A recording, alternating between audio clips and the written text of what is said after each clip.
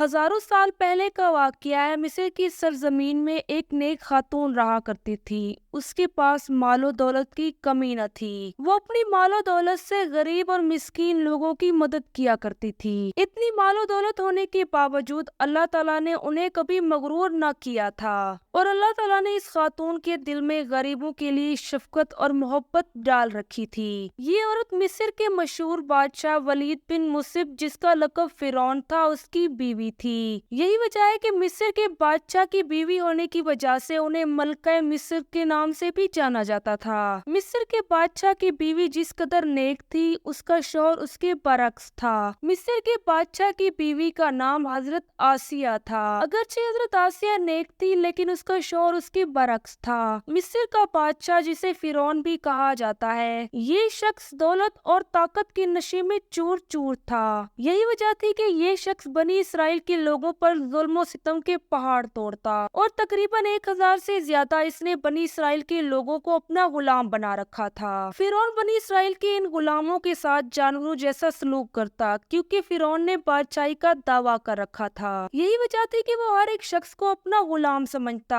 دنیاوی اعتبار سے مصر کے بادشاہ اور مصر کی ملکہ کی زندگی عیش و آرام میں گزر رہی تھی۔ یوں ہی وقت گزرتا رہا، اور سال مہینوں کے اندر تبدیل ہو گئے اور مہینے دنوں کے اندر تبدیل ہو گئے۔ پھر کچھ یوں ایک واقعہ رونما ہوا کہ مصر کے صحراؤں میں لا الہ کے نعرے گونجنے لگے۔ یہ نعرے حضرت موسیٰ علیہ السلام اور حضرت ہارون علیہ السلام کی طرف سے تھے، جنہیں اللہ تعالیٰ نے فرعون اور بنی اسرائیل کو ہدایت دینے کے لیے اس دنیا کے اندر مبعوث فرمایا تھا۔ حضرت موسیٰ علیہ السلام نے بنی اسرائیل کے لوگوں کو بتوں کی پوجا چھوڑ کر ایک اللہ کو ماننے کی دعوت دی، اور حضرت موسیٰ علیہ السلام نے انہیں حق و باطل کے درمیان فرق کرنا سکھایا۔ حضرت موسیٰ علیہ السلام اور حضرت ہارون علیہ السلام نے بنی اسرائیل کے سرکش لوگوں کو یہ بتایا کہ اللہ تعالیٰ کے سوا کوئی معبود نہیں۔ حضرت موسیٰ علیہ السلام نے ہر طرح کی کوشش کی کہ بنی اسرائیل کے یہ سرکش لوگ راہ راست پر آ جائیں، لیکن بنی اسرائیل کے یہ سرکش لوگ حضرت موسیٰ علیہ السلام اور حضرت ہارون علیہ السلام کے خلاف ہو گئے۔ انہوں نے بنی اسرائیل کے بڑے بڑے جادوگروں کو اکٹھا کرنا شروع کر دیا، تاکہ وہ حضرت موسیٰ علیہ السلام اور حضرت ہارون علیہ السلام کے خلاف جنگ کر سکیں۔ ان لوگوں نے مقابلے کا ایک دن مقرر کیا، اور پھر ایک وسیع میدان میں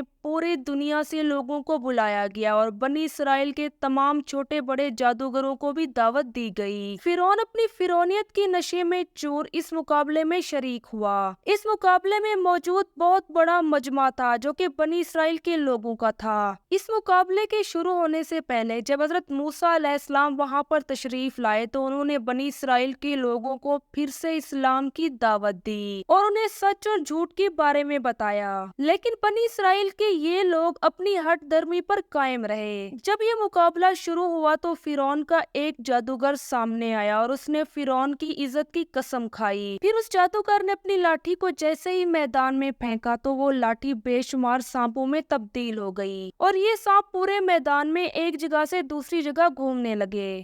جب لوگوں نے جادوگر کا یہ عمل دیکھا تو وہ غضبناک ہو گئے۔ فرعون سمیت تمام جادوگر اپنے غرور میں آ کر زور زور سے ہنسنے لگے۔ پھر حضرت موسیٰ علیہ السلام میدان میں آئے۔ انہوں نے اپنی لاٹھی کو جیسے ہی میدان میں پھینکا تو وہ لاٹھی ایک بہت بڑے اژدہا میں تبدیل ہو گئی۔ اس اژدہا نے میدان میں موجود تمام سانپوں کو نگل لیا۔ جب فرعون کے جادوگروں نے حضرت موسیٰ علیہ السلام کا یہ معجزہ دیکھا تو وہ سجدہ ریز ہو گئے، اور کہنے لگے کہ ہم موسیٰ اور ہارون کے خدا پر ایمان لاتے ہیں۔ دیکھتے ہی دیکھتے یہ خبر پورے علاقے میں پھیل گئی، اور فرعون کی بیوی حضرت آسیہ علیہ السلام تک جا پہنچی۔ اس ایمان افروز واقعے کو سن کر حضرت آسیہ علیہ السلام کے دل میں بھی ایمان کی روشنی آئی۔ حضرت آسیہ کا حضرت موسیٰ علیہ السلام پر ایمان لانا اتنا آسان نہ تھا، کیونکہ جب فرعون کو پتا چلا کہ حضرت آسیہ بھی حضرت موسیٰ علیہ السلام پر ایمان لائی ہے، تو فرعون غضبناک ہو گیا، اور اس نے حضرت آسیہ علیہ السلام پر ظلم کرنا شروع کر دیے۔ یہی وجہ تھی کہ حضرت آسیہ علیہ السلام نے حضرت موسیٰ علیہ السلام کے اوپر ایمان لانے کو دنیا پر نہ ظاہر کیا، اور یوں ہی وقت گزرتا رہا۔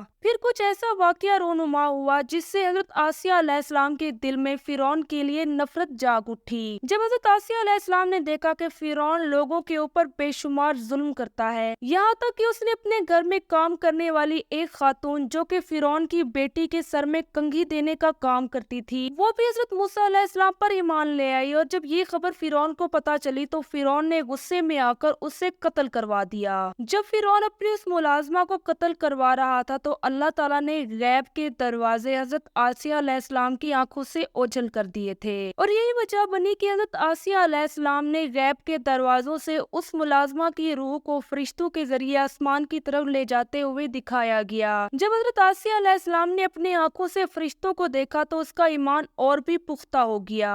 ابھی حضرت آسیہ علیہ السلام اسی سوچ میں مبتلا تھی کہ فرعون آ گیا، اور فرعون حضرت آسیہ علیہ السلام کو یہ بتانے لگا کہ اس نے کیسے اس ملازمہ کو قتل کروایا۔ ابھی فرعون یہ باتیں کر ہی رہا تھا کہ حضرت آسیہ علیہ السلام چیخ اٹھی اور فرعون سے کہنے لگی کہ آخر تمہیں کس طرح کے نشے نے چور کر رکھا ہے، یہ دولت تمہارے پاس ہمیشہ نہیں رہے گی، تم کیوں جھوٹی خدائی کا دعویٰ کر کے لوگوں کے اوپر ظلم و ستم کے پہاڑ توڑ رہے ہو۔ جیسے ہی حضرت آسیہ علیہ السلام نے یہ الفاظ کہے تو فرعون غصے میں آ گیا اور کہنے لگا کہ مجھے ایسا کیوں لگ رہا ہے کہ تم بھی موسیٰ علیہ السلام کے خدا پر ایمان لے آئی ہو۔ تو اس پر حضرت آسیہ علیہ السلام نے فرعون کو جواب دیا کہ میں کیسے اس خدا کو ماننے سے انکار کر دوں جو کہ تمام جہانوں کا خدا ہے، اور اس کے علاوہ اس دنیا کے اندر اور کوئی معبود نہیں۔ شروع میں فرعون نے حضرت آسیہ علیہ السلام کو بڑے پیار سے سمجھانے کی کوشش کی، لیکن جب حضرت آسیہ علیہ السلام نے فرعون کی بات نہ مانی تو فرعون نے حضرت آسیہ علیہ السلام کی والدہ کو بلوایا،